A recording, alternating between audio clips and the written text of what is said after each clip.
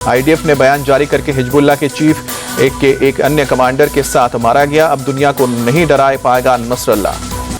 जम्मू में प्रधानमंत्री नरेंद्र मोदी ने चुनावी रैली को संबोधित किया, बोले कि जम्मू कश्मीर में बीजेपी के प्रति लोगों में उत्साह है। पीएम मोदी बोले, जम्मू कश्मीर के लोग 3 खानदान से त्रस्त हैं, जनता यहां पर बीजेपी की सरकार चाहती है।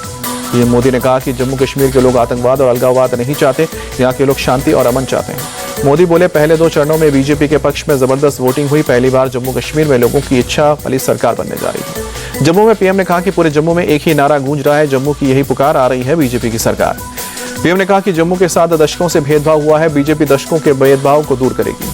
पीएम बोले, पहले सीमा पार से गोलियां चलती थी, हमारी सरकार ने गोली का जवाब गोले से दिया। जम्मू में पीएम के सर्जिकल स्ट्राइक का जिक्र किया, बोले ये नया भारत घर में घुसकर मारता है, कांग्रेस ने सर्जिकल स्ट्राइक के सबूत मांगे थे। जम्मू कश्मीर की बानी सीट से कांग्रेस प्रत्याशी काजल राजपूत ने किया चुनाव प्रचार, घर घर जाकर जनता से वोट मांगे। एनसी नेता उमर अब्दुल्ला ने बीजेपी पर निशाना साधा, कहा कि झूठ बोले बिना बीजेपी राजनीति नहीं कर सकती। हरियाणा और जम्मू कश्मीर चुनाव पर बोले कांग्रेस के अध्यक्ष खड़गे, हरियाणा में कांग्रेस की जबरदस्त जीत होगी, जम्मू कश्मीर में भी हमारे गठबंधन की जीत निश्चित। हरियाणा के फरीदाबाद में यूपी सीएम योगी ने चुनावी रैली की, कांग्रेस पर साधा निशाना, बोले कि समस्या का नाम ही कांग्रेस है, देश में जितनी भी समस्याएं हैं वो कांग्रेस की देन है। सीएम योगी बोले, कांग्रेस देश की समस्या के नाम है और बीजेपी केवल समाधान है। हरियाणा चुनाव के लिए कांग्रेस का मैनिफेस्टो भी जारी हुआ, भूपेंद्र हुड्डा और अशोक गहलोत ने चंडीगढ़ में हाथ बदलेगा हालात नाम से जारी किया। घोषणा पत्र जारी करते हुए अशोक गहलोत बोले, कांग्रेस जो वादा करती है उसे निभाती भी है, निश्चित रूप से हरियाणा में कांग्रेस की सरकार बनेगी।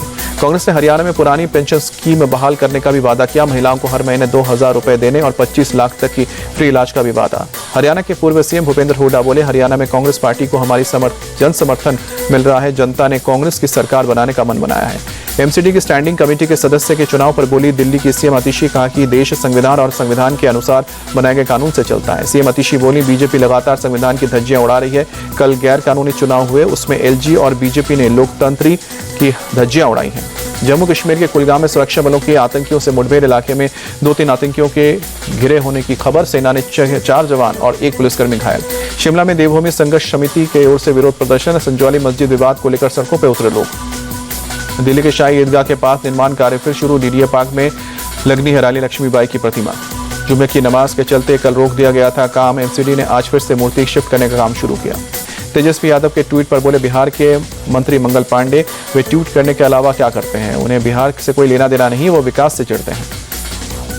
केंद्रीय मंत्री और बीजेपी के अध्यक्ष जेपी नड्डा पटना पहुंचे, एयरपोर्ट पर कार्यकर्ताओं ने स्वागत किया। मुंबई यूनिवर्सिटी के चुनाव में शिवसेना यूपीटी की जीत पर बोले संजय राउत, ये जीत साफ करती है महाराष्ट्र युवा का शिवसेना उद्धव गुट के साथ नाता। गोवा के सीएम प्रमोद सावंत ने लगाया जनता दरबार, रविंद्र भवन में लोगों की समस्याएं सुनी। झारखंड विधानसभा चुनाव में जेडीयू और एएसजेयू के साथ गठबंधन करेगी बीजेपी, झारखंड के प्रभारी असम के सीएम हेमंत का ऐलान, बोले प्रतिपक्ष के बाद गठबंधन का घोषणा।